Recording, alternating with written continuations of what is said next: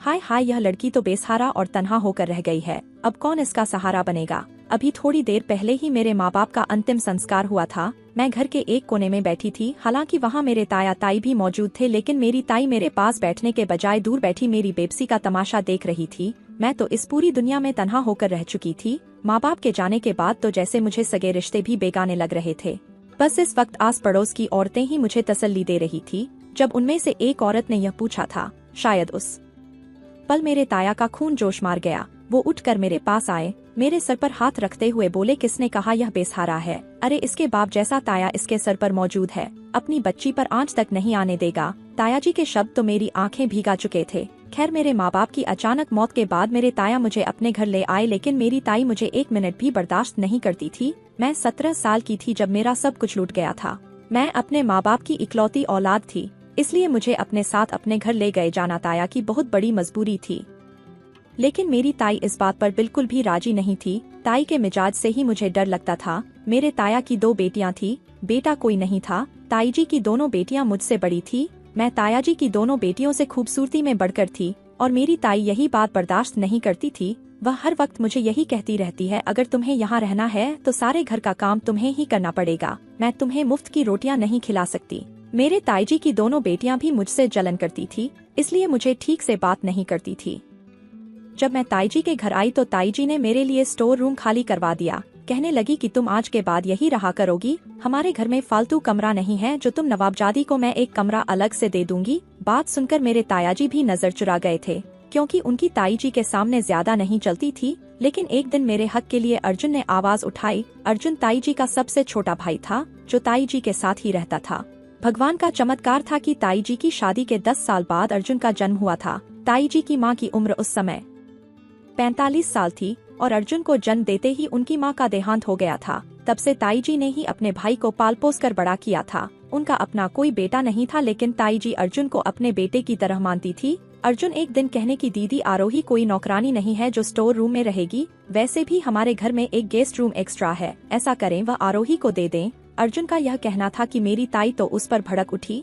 कहने लगी, तुम्हें ज्यादा हमदर्दी जताने की जरूरत नहीं है, मैं अच्छी तरह से जानती हूँ किसको कहाँ रखना है। अर्जुन भी चुप हो गया। अभी फिलहाल बेरोजगार था, कोई काम धंधा पास नहीं था, अपने जीजा और दीदी के टुकड़ों पर पल रहा था। और फिर तो यह सिलसिला जारी हो गया था। ताई जी सारे घर का काम मुझसे करवाती और खाने को भी पेट भर खाना नहीं देती थी। लेकिन उस घर में अगर कोई मेरा हमदर्द था तो वह अर्जुन ही था। एक दिन मुझसे कहने लगा कि मैं पिछले 6 महीने से नौकरी ढूंढ रहा हूँ, लेकिन मिलती ही नहीं।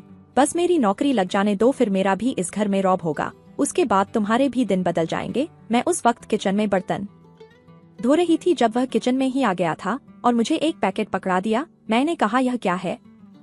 कहने लगा, इसमें तुम्हारे लिए खाना है, जाओ जाकर कमरे में खा लेना। मुझे पता है दीदी तुम्हें बासी रोटी या झूठन ही देती हैं। मैंने जब उसकी यह मेहरबानी की वजह पूछी तो कहने लगा, मुझे तुम्हारी हालत देखी नहीं जाती, तुम्हारी मासूमियत पर तो किसी का भी दिल मोम हो सकता है, लेकिन पता नहीं दीदी को तुमसे क्या नफरत है कि वह तुम पर इतना जुल्म करती है। फिर वह मुझे अपनी नौकरी के बारे में बताने लगा। मैंने कहा, तुम्हारी नौकरी से मेरे दिन क्यों बदल जाएंगे? कहने लगा, फिर मैं दीदी को तुम्हारे साथ कोई भी जुल्म नहीं करने दूंगा। अभी तो मैं दीदी को कुछ नहीं कह सकता, क्योंकि मैं खुद ही उन पर अभी बोझ हूँ। हालांकि दीदी ने कभी मुझे बोझ नहीं समझा है, लेकिन मुझे खुद भी एहसास है कि मैं बेरोजगार हूँ। मैंने एक नजर अर्जुन की आंखों में देखा, वह मेरे ही चेहरे पर अपनी नजरें जमाए हुए था। उसकी नजरों में कुछ ऐसा था कि मैं फौरन नजरें चुरा गई। एक पल को मेरा चेहरा लाल हुआ था। मैं नहीं जानती थी क्या वजह थी, लेकिन अर्जुन की इतनी सी मेहरबानी पर ही मैं खुश हो गई थी। मेरी आंखों में भी अर्जुन के सपने सजने लगे थे, लेकिन मैं जानती थी कि उन सपनों की कोई हकीकत नहीं थी, क्योंकि ताई जी मुझसे नफरत करती हैं, और जैसा वह मेरे साथ व्यवहार करती हैं, वह कभी मुझे इस घर में ना रखती, चाहे पूरी जिंदगी गुलामी करती रहूं, लेकिन वह कभी भी मुझे अर्जुन की पत्नी नहीं बनने देंगी। लेकिन असल तूफान तो उस समय उठा जब ताई जी की बेटियों के लिए आने वाले रिश्ते मुझे पसंद करके जाने लगे। ताई जी कहने लगी, यह डायन जब से आई है मेरी बच्चियों को तो कोई देखने को तैयार ही नहीं है, मैं इसे अपने घर में नहीं रख सकती। हालांकि मैं आने वाले मेहमानों के सामने नहीं जाती थी और न ताई ने मुझे इस काबिल छोड़ा था कि मैं किसी के सामने जा पाती। मैं हर वक्त फटे पुराने कपड़े पहने रहती थी, मेरा हुलिया खराब रहता, लेकिन मैं अपनी खूबसूरती का क्या करती जो इस फटे पुराने खराब से हुलिये में भी दमकती रहती थी। ताई जी मेरे सारे कीमती डिजाइनर कपड़े अपनी बेटियों को दे दिए थे।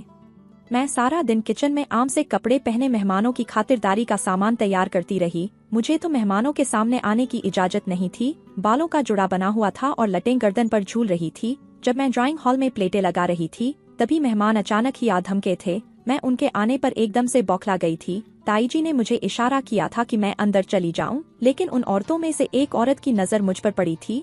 फौरन पूछ बैठी, यह लड़की कौन है? ताई जी तो कह देती कि नौकरानी है, मगर ताई जी ही थे जो बोले कि मेरे भाई की आखिरी निशानी है, मेरी भतीजी है। मैं बेहद परेशान हुई थी कि मैं अब कहाँ जाऊं, और वही हुआ था जिसका डर था। वह लोग ताई जी की बेटियों की जगह मुझे पसंद कर गए थे। ताई जी ने तो गुस्से में फौरन ही इनकार कर दिया था, और बाद में सारा गुस्सा ताई जी का मेरे ऊपर ही निकला था। मेरे होंठ से खून बहने लगा था। मेरे बाल खींच खींच कर ताई जी ने मेरा पूरा सर दुखा दिया था। मैं अपने स्टोर रूम में बैठी सिसक सिसक कर रही थी और अपने माँ बाप को याद कर रही थी।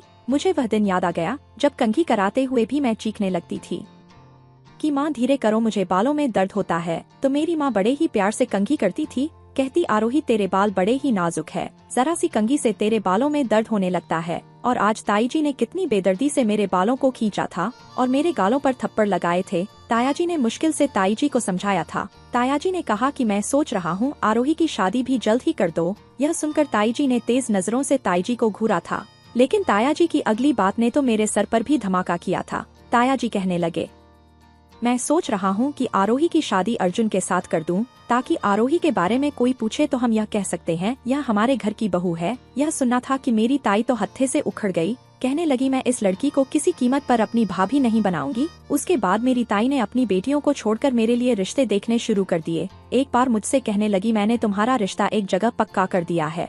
ताई की इस बात पर मैंने कोई जवाब नहीं दिया। वह कहने लगी कि कल वह लोग आएंगे तो तुम तैयार होकर उनके सामने आकर बैठ जाना। मैं तब भी खामोश रही, क्योंकि मैं जानती थी अगर मेरी शादी अर्जुन से हो भी गई तो मेरी ताई जी मुझे कभी भी खुश नहीं रहने देंगी। जब रिश्ते के लिए मेहमान आए तो मैं उनके सामने बैठ गई। वह 2 औरतों और एक अधेड़ उम्र मर्द था। उस मर्द की उम्र लगभग 45 से 50 के लगभग थी। मेरे होश तो उस समय उड़े जब ताई जी कहने लगी, मैं तुम्हारी शादी इसी आदमी से कर रही हूँ। उस आदमी को देखकर तो मेरी सोचने समझने की सारी हिम्मतें खत्म हो गई थी। मैं फौरन से उठकर अपने स्टोर रूम में चली गई। उस रात मैं बहुत रोई थी, अपने माँ बाप को याद करती रही। मेरे माँ बाप ने मेरे लिए कितने सपने सजाए थे, मुझे पलकों पर बिठा कर रखते थे, और आज मैं उनके बिना खून के आंसू रो रही थी, लेकिन कोई पूछने वाला नहीं था। रात के 3 बजे मेरे कमरे का दरवाजा खटका था। मैं हैरान थी, इस वक्त कौन हो सकता है। मैंने पूछा, कौन? तो अर्जुन धीरे से कह रहा था कि आरोही दरवाजा खोलो, मुझे तुमसे बात करनी है। एक वही तो इस घर में मेरा हमदर्द था। मैंने दरवाजा खोल दिया। उसने मेरा हाथ पकड़ा और मुझे बाहर ले आया। उस वक्त हर तरफ सन्नाटा छाया हुआ था, सब अपने कमरे में सो रहे थे। मैंने कहा, अर्जुन हाथ छोड़ो मेरा, कहाँ लेकर जा रहे हो? अगर ताई जी उठकर आ गई तो मुझ पर इल्जाम लगाएगी। वह कहने लगा, तुम्हें पता भी है तुम्हारे साथ इस घर में क्या होने वाला है? वह काफी गुस्से में मुझसे पूछ रहा था, लेकिन मेरे चेहरे पर कोई भाव नहीं थे। मैं तो पहले ही रो रो कर अपना सारा गम निकाल चुकी थी और खुद को किस्मत के हवाले कर दिया था, लेकिन उसकी बात पर फिर से मेरी आंखों में आंसू बाहर आए थे। मैंने कहा, हाँ मुझे मालूम है ताई जी एक बूढ़े आदमी से मेरी शादी करना चाहती है। मेरी बात सुनकर वह कहने लगा, हमारे पास सिर्फ आज की रात है आरोही, वरना कल दोपहर को दीदी तुम्हारी शादी उस बूढ़े से करवा देगी। मुझे यह तो मालूम था मेरा रिश्ता ताई जी ने बूढ़े से तय कर दी है, लेकिन मैं यह नहीं जानती थी कि ताई जी कल ही मेरी शादी उस बूढ़े से कर देंगी। यह बात सुनकर मैं रोने लगी। मैं जानती थी मेरी किस्मत अब बदल नहीं सकती। अर्जुन कहने लगा, तुम अभी चलो मेरे साथ। मैंने कहा, कहाँ जाऊंगी तुम्हारे साथ? तुम क्यों मुझे बदनाम करना चाहते हो? वह करने लगा कि मैं तुमसे मोहब्बत करता हूँ। यह सुनकर तो मैं हैरान रह गई थी। हालांकि मैं भी अर्जुन के सपने सजाने लगी थी, लेकिन इससे पहले अर्जुन ने कभी मुझे इजहार मोहब्बत नहीं किया था और मैंने कभी उसे पाने की ख्वाहिश भी नहीं की थी, क्योंकि मुझे पता था मेरी किस्मत इतनी अच्छी नहीं कि अर्जुन जैसा लड़का मेरी किस्मत में होता और उसका प्यार मेरी जिंदगी को रंगीन बनाता। वह कहने लगा, आरोही तुम मेरे साथ चलो, सुबह होते ही हम दोनों कोर्ट में जाकर शादी कर लेंगे। अर्जुन की बात सुनकर मैं परेशान हुई थी। मैंने कहा, अर्जुन यह मुमकिन नहीं है, मैं यह नहीं कर सकती, ताई जी मुझे जान से मार डालेंगी। वह कहने लगा, क्यों मार डालेंगी? मैं हूँ ना। देखो, अगर तुमने मेरी दीदी के डर से उस बूढ़े से शादी कर ली तो तुम्हारी सारी जिंदगी रोते हुए गुजर जाएगी। बस एक बार हमारी शादी हो जाए तो मेरी दीदी भी कुछ नहीं कर सकती और बहुत जल्द मुझे नौकरी भी मिल जाएगी, तो फिर सब कुछ ठीक हो जाएगा। लेकिन मैं अर्जुन की बात सुनकर बहुत डर गई थी। अर्जुन भले ही मेरे सामने यह बड़ी बड़ी बातें कर रहा था, लेकिन वह अपनी दीदी के सामने जबान भी नहीं खोलता था। मैं कैसे उस पर विश्वास कर सकती थी? कि वह पूरी जिंदगी मेरा साथ निभाएगा, मेरे साथ कदम से कदम मिलाकर खड़ा रहेगा। लेकिन मेरे पास दूसरा कोई रास्ता भी ना था, क्योंकि अर्जुन से मोहब्बत तो मुझे भी हो गई थी। मैं उस बूढ़े आदमी से कभी भी शादी नहीं करना चाहती थी, इसलिए अर्जुन के साथ दहलीज पार कर गई थी। अर्जुन मुझे अपने दोस्त के घर ले गया था, जहाँ उसके सिर्फ नौजवान लड़के दोस्त ही रहते थे। उस फ्लैट में आकर मुझे कुछ डर सा महसूस हो रहा था, लेकिन अर्जुन ने मुझे कमरे में भेज दिया। कहने लगा, जैसे ही सुबह होगी हम कोर्ट मैरिज करके घर चले जाएंगे। वह रात मेरी आंखों में ही कटी थी। जैसे ही सुबह हुई मेरे कमरे पर दस्तक हुई, दरवाजा खोला तो मेरे कमरे के बाहर अर्जुन ही खड़ा था। उसके साथ मैं कोर्ट चली गई और फिर उसके दोस्तों की मौजूदगी में मेरी शादी अर्जुन से हो चुकी थी। मैं नहीं जानती थी कि घर पहुंचते ही जो हंगामा शुरू होगा उसे शायद मैं देख ना पाऊं। मेरी ताई जी तो मुझे जान से मार डालती, लेकिन अर्जुन मेरी ढाल बना हुआ था। मुझे तसल्ली देने लगा, कहने लगा, आरोही चिंता मत करो, मैं हूं ना, तुम्हें कोई भी कुछ नहीं कहेगा। जैसे ही अर्जुन के साथ मैं घर पहुंची, दरवाजा मेरे तायाजी ने खोला था। मुझे देखकर कहने लगे, मुझे नहीं पता था मेरे भाई का खून इतना गंदा भी हो सकता है। रात भर कहाँ गायब रही थी तुम? मैं रोने लगी। फिर तायाजी अर्जुन से कहने लगे, तुम्हें यह कहाँ से मिली है? शायद तायाजी को यह लग रहा था मैं घर से अकेली भागी थी और अर्जुन मुझे ढूंढ कर लाया है। मैंने डर के मारे अर्जुन का हाथ पकड़ा हुआ था। वह मुझे घर के अंदर लेकर आया। मेरे हाथ को हल्के से दबाकर मुझे तसल्ली भी देने लगा। अगले ही पल अर्जुन ने कहा कि आरोही कहीं नहीं गई थी, बल्कि यह पूरी रात मेरे साथ थी। यह सुनना था मेरी ताई और ताया दोनों ही आंखें पूरी खोले उसे देखने लगे। वह कहने लगा, आप लोग आरोही के साथ जुल्म कर रहे थे, उसकी शादी एक बुढ़े आदमी से कर रहे थे, इसीलिए मुझे यह कदम उठाना पड़ा। मैंने आरोही से कोर्ट मैरिज कर ली है। मेरे तायाजी तो अर्जुन के फैसले से खुश हुए थे, लेकिन मेरी ताई वही सीने पर हाथ मारकर सोफे पर गिर गई थी। कहने लगी, इस लड़की ने मेरे मासूम भाई को अपने प्यार के जाल में फंसा लिया, मैं इसे जिंदा नहीं छोड़ूंगी। यह कहकर ताई जी मेरी तरफ लपकी थी और मेरी गर्दन अपने हाथों में दबोच ली थी, लेकिन अर्जुन ने ताई जी को धक्का देकर मेरी गर्दन छुड़ाई थी। कहने लगा, दीदी होश से काम ले, आरोही अब मेरी पत्नी है, आप उस पर इस तरह जुल्म नहीं कर सकती। ताई जी तो गुस्से से पागल हो रही थी। कहने लगी, मैं इस लड़की को अपने घर में एक मिनट भी बर्दाश्त नहीं करूंगी, मैं इसको जिना दूभर कर दूंगी। लेकिन अर्जुन ने सबसे कह दिया था कि अब आरोही मेरी पत्नी की हैसियत इस घर में आई है। अगर किसी ने भी उसे परेशान करने की कोशिश की तो याद रखना, मैं अपनी पत्नी का साथ दूंगा और इस घर को छोड़कर चला जाऊंगा। आप लोग मेरी शक्ल को तरस जाएंगे। अर्जुन की इस बात पर सबके मुंह बंद हो चुके थे। भले ही अर्जुन ताई जी का भाई था, लेकिन ताई जी और तायाजी ने उसे हमेशा सगे बेटों की तरह पाला था, क्योंकि ताई जी और ताई जी का कोई अपना सागा बेटा नहीं था। अर्जुन मुझे अपने कमरे में बिठाकर चला गया। मैं वहाँ पर बैठी रो रही थी, आंसू बहा रही थी। जब वह कमरे में आया तो कहने लगा, अब तुम्हें किस बात का डर है? मैंने कहा, ताई जी कभी भी मुझे इस घर में स्वीकार नहीं करेंगी। कहने लगा, तुम सब कुछ भूल जाओ। उसने मेरा हाथ अपने हाथ में थाम लिया था। काफी देर मुझे प्यार मोहब्बत की बातें करता रहा, अपनी मोहब्बत का विश्वास दिलाता रहा, लेकिन जब मेरे करीब होने लगा तो उससे पहले उसने मुझे एक गोली खाने को दी। कहने लगा, यह दवा खा लो। मैंने कहा, यह किस चीज की दवा है? तो वह कहने लगा, देखो, जिन हालातों में हमारी शादी हुई है, मैं चाहता हूँ कि तुम जल्दी ही उम्मीद से हो जाओ। जब तुम मेरे बच्चे की माँ बन जाओगी तो दीदी भी जल्दी ही तुम्हें स्वीकार कर लेंगे। अर्जुन की यह बात मुझे भी कुछ ठीक लगी थी, इसलिए मैंने उसके हाथ से मेडिसिन लेकर खा ली। उसके बाद अर्जुन ने मुझे अपने बाहों के घेरे में भर लिया था। धीरे धीरे मुझ पर भी खुमारी सी चढ़ना लगी थी और इसी खुमारी और नशे में मैं अर्जुन के प्यार को महसूस कर रही थी। उस रात उसने मेरे ऊपर अपनी सारी चाहतें लुटा दी थी, लेकिन इन चाहतों के पीछे छिपे हुए मकसद से मैं अनजान थी। काश मैं उसके मक्कार चेहरे को पहचान लेती तो आज मैं खून के आंसू ना बहाती। सुबह जब मेरी आंख खुली तो मैं अभी तक अर्जुन के बाहों में ही सो रही थी। वह मुझसे पहले ही जगा हुआ था। आंखें खुली तो सामने उसका चेहरा था। उसे यूं खुद के करीब मुस्कुराता देखकर तो मैं शर्मा सी गई थी। बीती रात याद आते ही मेरे गालों पर हया की लाली छाने लगी। मैंने फौरन खुद को उसके बाजू से छुड़ाया और वहां से उठ गई। फ्रेश होकर मैंने वही आम से कपड़े पहने तो अर्जुन ने मुझसे वह सूट छीन लिया। कहने लगा, तुम यह कपड़े क्यों पहन रही हो? आज इस घर की बहू के तौर पर तुम्हारा पहला दिन है। उसने मेरे लिए खूबसूरत सा ड्रेस निकाल कहा, यह पहनकर तैयार हो जाओ, फिर हम नाश्ता करने के लिए बाहर चलते हैं। मैं उसकी मोहब्बत और ख्याल देखकर तो जैसे निहाल सी हो रही थी। मैंने वही सूट पहना और हल्का हल्का मेकअप भी कर लिया, मगर जैसे ही कमरे से बाहर जाने लगी, ताई जी के ख्याल में कांप चुकी थी। ना जाने मुझे बाहर देखकर ताई जी का क्या व्यवहार होगा। जो कुछ मैंने सोचा था शायद उससे भी बड़ा होने वाला था। मैं तैयार होकर डरते डरते कमरे से बाहर निकली। डाइनिंग टेबल पर नाश्ता लग चुका था। जैसे ही मैं बाहर आई तो ताई जी ने एक नजर मुझ पर डाली। वैसे तो सुबह का नाश्ता मैं बनाया करती थी, मगर आज ताई जी ने खुद बनाया था। उनकी तो हालात ही खराब हो रही थी। मुझे कमरे से बाहर निकलता देखकर वो गुस्से से कहने लगी, आओ आओ महारानी साहिबा, इस घर में मालकिन के तौर पर आज तुम्हारा पहला दिन है, तभी तो कमरे से बाहर तुमने कदम नहीं निकाला। मैं तो अब इस घर की नौकरानी हूँ ना, तुम लोगों को अब खाना पेश करूंगी, तुम लोगों के नखरे भी उठाऊंगी। ताई जी के यह शब्द सुनकर मैं फौरन अर्जुन के पीछे छुपी थी,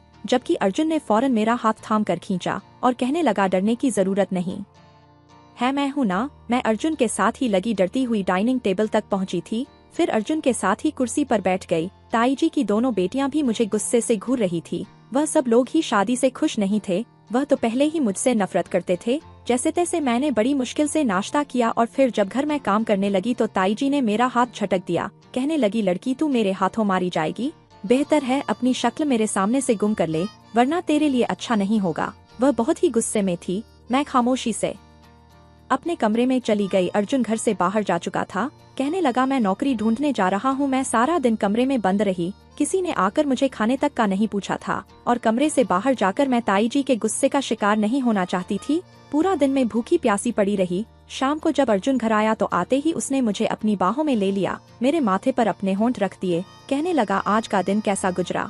किसी ने तुम्हें कुछ कहा तो नहीं? मगर मेरी आंखों से तो आंसू बहने लगे। भूख से मेरा बुरा हाल था। मैं उसे बताने लगी तो वह भी खामोश हो गया। कहने लगा, बस कुछ समय लगेगा, फिर दीदी बिल्कुल ठीक हो जाएगी। चलो मैं तुम्हें बाहर से खाना खिला कर लाता हूँ। अर्जुन ने उसी वक्त मुझे अपने साथ लिया और एक रेस्टोरेंट में डिनर करवाने के लिए ले गया। उसकी मोहब्बत देखकर जैसे मैं उसकी दीवानी सी होती चली जा रही थी। अर्जुन एक अकेला ऐसा था जिसकी मोहब्बत मुझे सहारा दिए हुए थी। हर रात सोने से पहले वह मुझे गोली जरूर खिलाया करता था। मेरी भी यही दुआ थी कि बस जल्द से जल्द मैं उम्मीद से हो जाऊं, ताकि ताई जी का व्यवहार मेरे साथ कुछ ठीक हो जाए। मगर उनके व्यवहार में जरा भी अंतर नहीं आया था। अगले दिन से सारे काम वह मुझे करवाने लगी थी। अब तो गाली गलौज भी करने लगी थी। कुछ दिन बाद पड़ोस की कुछ औरतें ताई जी के पास आई तो उनके सामने मुझे कहने लगी, यह लड़की देख रही हो ना तुम, जिस पर तरस खाकर तुम लोग किसी जमाने में इसे हमदर्दियां जताया करती थी। अरे इस लड़की ने मेरे भाई को मुझसे छीन लिया है। कैसे शक्ल से मासूम लगती है, मगर मेरे भाई को घर से भगा कर ले गई, उससे शादी करके घर आई है। मेरे मासूम भाई को इस लड़की ने अपने कब्जे में कर रखा है। उन औरतों ने जब यह सुन तो वह भी मुंह पर हाथ रखकर मुझे बुरा भला कहने लगी। अब पूरे मोहल्ले में यह बात फैल चुकी थी कि मैंने अपने ताई के भाई पर डोरे डालकर उससे शादी की है। मैं अब किसी से मिलती जुलती नहीं थी, सिवाय एक अर्जुन के ही। मैं उसी से बात करती, उसी से अपने दिल का हाल कहती थी। वह मेरी पूरी दुनिया था और उसकी मोहब्बत के होते हुए मैं हर किसी से लड़ने को तैयार थी।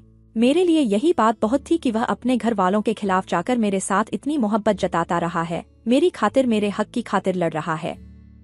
हमारी शादी को 5 महीने गुजर चुके थे जब एक दिन शाम के समय अर्जुन घर आया। दरवाजे पर दस्तक, दरवाजा खुला तो बाहर वकील साहब थे। उन्हें गेस्ट रूम में बिठाया गया। मैं उस वक्त किचन में खाना बना रही थी। जब अर्जुन मुझे लेने आया, वह मेरा हाथ पकड़कर मुझे बोला, फौरन अपना हुलिया सही करो और गेस्ट रूम में आओ, वकील साहब आए हैं। मैंने अर्जुन से कहा, आप देख ले, जो भी मामले हैं मेरा होना क्या जरूरी है? तो अर्जुन कहने लगा, हाँ तुम 18 साल की हो चुकी हो और वह तुमसे तुम्हारी जायदाद के बारे में बात करने आए हैं। यह सुनकर एक पल को मैं रुक सी गई थी। खैर चूल्हा वही बंद किया और अपना हुलिया सही करके गेस्ट रूम में चली गई। मेरे पापा का एक बहुत बड़ा कारखाना था, वह सारी जायदाद बाद में मुझे ही मिलनी थी, मगर मेरी उम्र 18 साल से कुछ महीने कम थी, इसलिए जायदाद तब तक मेरे नाम नहीं हो सकती थी जब तक मैं 18 की नहीं हो जाती। 2 दिन पहले ही मैं 18 की हो चुकी थी और मेरी सालगिरह अर्जुन ने बड़ी ही धूमधाम से मनाई थी। मैं वकील साहब के सामने जाकर बैठी तो उन्होंने एक नज़र मुझे सर से पैर तक देखा, फिर मुझसे कहने लगे, यह जायदाद आपके पापा ने आपके नाम की है। अगर आप अपनी रजामंदी से चाहे तो इस जायदाद में किसी को भी हिस्सेदार ठहरा सकती हैं। इन पेपर्स पर साइन कर दें। वकील साहब की बात सुनकर मैंने गहरी सांस ली थी। अर्जुन को देखा। उस कारखाने और जायदाद का अर्जुन की मोहब्बत के आगे कोई मोल नहीं था। वैसे भी कारखाना मैंने तो संभालना नहीं था, यह सब तो मैंने अर्जुन को ही देना था। इसलिए ज्यादा देर न करते हुए मैंने वह पेपर अर्जुन की तरह बढ़ा दिए। यह देखकर अर्जुन हैरानगी से मुझे देखने लगा, मगर मैंने मुस्कुराकर कहा कि अर्जुन, तुमने मेरे लिए बहुत कुछ किया है, तुम्हारी मोहब्बत के आगे यह दौलत कुछ भी नहीं है। मैं चाहती हूँ कि मैं अपनी सारी दौलत तुम्हारा नाम कर दूं। वैसे भी सब कुछ तुम्हारे पास रहे या मेरे पास रहे, बात तो एक ही है। यह सुनकर अर्जुन कुछ उलझन का शिकार हुआ था। उसके हाथ कांपने लगे थे उन पेपरों को लेते हुए। उसने वो पेपर मुझे वापस कर दिए। कहने लगा कि नहीं आरोही, इस जायदाद पर तुम्हारा हक है और तुम्हारा ही रहेगा। मैं भला इन पेपर पर कैसे साइन कर सकता हूँ? मगर जब मैंने जिद की तो अर्जुन ने उन पेपर पर साइन कर दिए और फिर वकील साहब का कहना था कि कुछ फॉर्मेलिटी पूरी करना जरूरी होंगी, उसके बाद ही ये जायदाद पूरी तौर पर अर्जुन के नाम हो जाएगी। मैं खुश थी। वकील साहब वहाँ से जा चुके थे, जबकि अर्जुन ने मेरा हाथ पकड़ा और अगले ही पल मुझे गले से लगाकर मेरे गालों को चूम लिया था। मैं मुस्कुरा दी, कहने लगा कि मैं तो सोच भी नहीं सकता था तुम मुझसे इतनी मोहब्बत करती हो। वह वहाँ से चला गया जबकि मैं भी खुश थी। उसने जाकर यह बात अपनी दीदी को बताई थी। सुनकर उनका मुंह खुला का खुला रह गया था। मुझे लगा शायद मेरे इस कदम के बाद तायाजी और मेरी ताईजी का व्यवहार मेरे साथ अच्छा हो जाएगा। वह अपने भाई के माथे को प्यार करने लगी, उसे बधाई देने लगी। तायाजी भी खुश थे और मैं भी खुश थे कि चलो अब हो सकता है यह लोग मुझे स्वीकार कर लें। उस रात मैं बहुत देर तक अर्जुन का इंतजार करती रही, यहाँ तक कि रात का 1 बज चुका था। मुझे कुछ कुछ अजीब लग रहा था, मेरा जी भी मतला रहा था और बेचैनी सी महसूस हो रही थी। शायद भगवान ने मेरी सुन ली थी और मैं माँ बनने वाली थी। मुझे तो विश्वास ही नहीं आ रहा था, लेकिन मैं चाहती थी कल मैं अर्जुन के साथ जाकर सबसे पहले चेकअप करा लूं। मगर उस रात अर्जुन 2 बजे वापस आया तो थका हारा था, लेकिन थकावट के बाद भी गुनगुना रहा था। आकर पर बिस्तर पर गिरा और फौरन ही सो गया। उसने मुझसे कोई भी बात नहीं की। अगली सुबह जब मैंने अर्जुन से डॉक्टर के पास जाने की बात की तो वह मुझे बिल्कुल नजरअंदाज कर चुका था। कहने लगा खुद चली जाओ, टैक्सी करो और जाओ, मुझे और भी बहुत से काम है, कारखाना देखना है, ये सब मैनेज करना है। वह मुझे पूरी तरह नजरअंदाज करने लगा था। अब मेरी तबीयत दिन ब दिन गिरती जा रही थी। पेट में हर वक्त हल्का हल्का दर्द रहने लगा था। मैं जो समझ रही थी कि ताई और मेरी ताई की लड़कियों का व्यवहार मेरे साथ ठीक होगा, लेकिन वह तो मुझसे और भी ज्यादा बुरा होता चला जा रहा था। समझ नहीं आ रहा था आखिर हुआ क्या है। जायदाद नाम करते ही अर्जुन का व्यवहार भी मुझे इस कदर बदलने लगा था। आखिर क्यों? वह तो मुझे यूं नजरअंदाज कर चुका था जैसे उसकी नजर में मेरी कोई अहमियत ही ना हो। एकदम से इतनी मोहब्बत के बाद यह अजनबीपन देखकर मैं अंदर ही अंदर टूटने लगी थी। दिमाग में खतरे की घंटियां बजने लगी थी कि कहीं मैं कुछ गलत तो नहीं कर बैठी। उस दिन जब तबीयत बहुत खराब हुई तो मजबूरन अकेली ही डॉक्टर के पास चली गई। मुझे लगा शायद मैं प्रेग्नेंट होंगी, मगर जो बात डॉक्टर ने बताई वह सुनकर तो जैसे मेरे पैरों के नीचे से जमीन निकल चुकी थी। डॉक्टर कहने लगी है कि आप बच्चा पैदा करने की काबिल नहीं है, आपने बहुत ज्यादा गलत दवाइयों का सेवन किया है जिससे कि आप प्रेग्नेंट ना हो सके, और इन दवाइयों का लगातार इस्तेमाल करने का ही असर है कि अब आप कभी माँ नहीं बन सकती। हमें जल्द से जल्द ऑपरेशन करके आपके शरीर से चेदानी निकालना होगी, वरना जहर आपके शरीर में भी फैल सकता है और आपकी भी मौत हो सकती है। यह खुलासा तो जैसे मेरे पूरे शरीर को हिलाकर रख चुका था। अर्जुन के शब्द मेरे दिमाग में घूमने लगे। वह तो कहता था कि इन दवाइयों से मैं जल्द ही माँ बन जाऊंगी। अर्जुन ने मुझे धोखा दिया था। मुझे प्रेग्नेंट होने की दवा की जगह वह मुझे माँ न बनने की दवा खिलाया करता था, जिससे कि मैं कभी माँ ना बना पाऊँ। मैं फूट फूट कर रोने लगी। जिस आदमी पर मैंने सबसे ज्यादा भरोसा किया था वही मुझे धोखा दे चुका था। बड़ी मुश्किल से मैं घर पहुंची थी कि अर्जुन से मैं हिसाब मांगूंगी। आखिर उसने मेरे साथ यह सब क्यों किया? घर में कदम रखा तो अर्जुन अपनी दीदी के साथ बैठा बातें कर रहा था। तायाजी भी वहीं मौजूद थे। सब लोग बहुत खुश थे। अर्जुन हंस हंस कर उन्हें बता रहा था कि कैसे उसने यह सारा प्लान बनाया सिर्फ और सिर्फ मेरी जायदाद हथियाने के लिए। और ताई जी अपने भाई की बलाएं ले रही थी कि अर्जुन तू तो बड़ा अच्छा खिलाड़ी निकला, तुझे तो फिल्मों में काम करना चाहिए। अरे तूने तो मुझे भी भनक नहीं लगने दी कि यह सब कुछ तू आरोही की जायदाद के लिए कर रहा है। कि तभी अर्जुन की नजर मुझ पर पड़ी। मेरा बस नहीं चल रहा था, मैं अर्जुन का मुंह नोच लेती। यहाँ पर तो सब के सब मेरे दुश्मन थे। अगले ही पल में आगे बढ़ी और अर्जुन को ग्रेवान से पकड़ लिया। मेरा पूरा शरीर कांप रहा था। रोते हुए कहने लगी कि मेरा क्या कसूर था, किसे गुनाह की सजा दी तुम लोगों ने मुझे? मैंने तो तुम्हें अपना परिवार माना था और अर्जुन तुमसे सच्ची मोहब्बत की थी, और उस मोहब्बत के आगे मैंने अपनी जायदाद भी तुम्हारे नाम कर दी थी। उससे तो अच्छा था तुम मुझे मरने के लिए छोड़ देते। तुमने मुझे धोखा दिया है, धोखेबाज हो तुम। अभी के अभी मेरी जायदाद वापस करो, उस पर सिर्फ और सिर्फ मेरा हक है। मेरे माँ बाप की मेहनत की कमाई है। तुम जैसे धोखेबाज मेरे माँ बाप की मेहनत की कमाई पर ऐश नहीं कर सकते।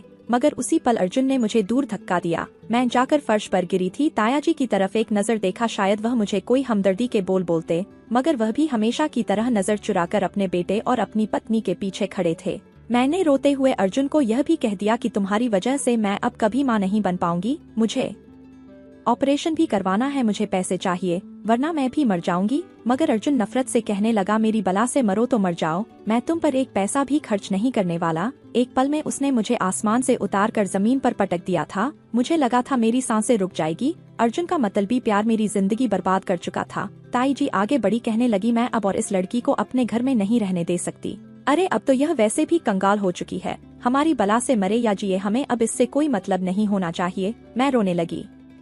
रोते हुए ताऊ जी के कदमों में गिर चुकी थी, लेकिन उन्होंने भी अपने पैर पीछे खींच लिए। उन्होंने भी मुझे कोई सहारा नहीं दिया। ताई जी मुझे धक्के देकर घर से निकालने लगी, तभी वहाँ पर वकील साहब की गाड़ी आकर रुकी थी। वकील साहब मुझे अपनी आंखों से देख चुके थे। 35-36 साल के खूबसूरत नौजवान वकील थे। जब मेरे माँ बाप जिंदा थे तभी से हमारी जायदाद के सारे पेपर्स वगैरह का काम यही किया करते थे। मेरे माँ बाप से अच्छे संबंध थे, हमारे घर भी अच्छा आना जाना था। फौरन से आगे बढ़े और मुझे कंधों से थाम लिया। मैंने रोते हुए उनको सारी हकीकत बताई। वकील साहब, जिनका नाम तरुण था, उन्होंने नीचे पड़ा हुआ दुपट्टा मेरे कंधे पर रखा। कहने लगे, आरोही जी, मैं तो उसी दिन से तुम्हारे पति की नीयत भांप चुका था। तुम मासूम हो, लेकिन मैंने तुम्हारे घर वालों की मक्कारी साफ भांप ली थी कि जरूर यह तुम्हारे साथ धोखा कर रहे हैं। तुम्हारे माँ बाप मुझे अपने बेटे की तरह मानते थे, फिर मैं तुम्हारे साथ धोखा कैसे हो जाने देता। मैं तुमसे किसी तरह अकेले में बात करना चाहता था कि तुम अपनी सारी जायदाद अर्जुन के नाम मत करो, कुछ अपने पास भी रखो। यह मंजर देखकर तो एक पल के लिए अर्जुन के साथ साथ ताई जी के भी होश छोड़ चुके थे। वह हड़बड़ा कर मामले को सुलझाने लगी, मगर तरुण काफी पहुँचे हुए इंसान थे। मुझे अपने साथ अपने घर ले गए। उन्होंने मेरी जायदाद मुझे वापस दिलवा दी और अर्जुन देखता रह गया। मेरा सब कुछ मुझे वापस मिल चुका था। अर्जुन से तलाक भी ले चुकी थी, मगर अर्जुन की वह छोटी और धोखेबाज मोहब्बत मुझे आज भी याद आती है। तरुण ने मेरे सामने प्रपोजल रखा कि मुझसे शादी कर लो, जिंदगी में कभी तुम्हारे ऊपर आंच नहीं आने दूंगा। तुम्हारे माँ बाप के मेरे ऊपर बहुत एहसान थे। जब मैं वकालत की पढ़ाई कर रहा था उस समय पढ़ाई पूरी करने के लिए मेरे पास पैसे नहीं थे। तुम्हारे पापा ने ही मेरी पढ़ाई पूरी करवाई थी और वकील बनने के बाद सारे मामलात मैं ही उनके देखा करता था। हो सकता है तुम्हें सहारा देकर मैं उनके एहसानों का कुछ बदला चुका सकूं। मेरे पास दूसरा कोई सहारा भी नहीं था। मैंने चुपचाप तरुण से शादी कर ली और जो मेरी किस्मत के लिए सबसे अच्छा फैसला साबित हुआ था और मुझे बहुत ही मोहब्बत करने वाला पति साबित हुआ था। उसने मुझे अपनी पलकों पर बिठा कर रखा था, कभी किसी चीज की कमी नहीं होने दी थी। तरुण, उनकी मोहब्बत पाकर मैं अर्जुन की वह झूठी मोहब्बत को भूलने लगी थी। उसके दिए हुए जख्म भरने लगे थे। तरुण ने मेरा ऑपरेशन करवा दिया था, बच्चेदानी निकाल दी गई थी। मैं उस दिन फूट फूट कर रोई थी कि मैं फिर कभी माँ नहीं बन सकती थी, लेकिन तरुण ने मुझे हिम्मत दी थी और फिर अगले ही साल हमने एक बच्चा अडॉप्ट कर लिया। आज मेरा परिवार पूरा हो चुका है। तरुण की मोहब्बत और एक प्यारा सा बच्चा। मेरी जिंदगी में अब कोई कमी नहीं है। दोस्तों, आज की हमारी यह कहानी आपको कैसी लगी कमेंट बॉक्स में जरूर बताना। पसंद आई हो तो प्लीज लाइक करना। रोज एक नई कहानी सुनने के लिए हमारे चैनल को भी सब्सक्राइब करना।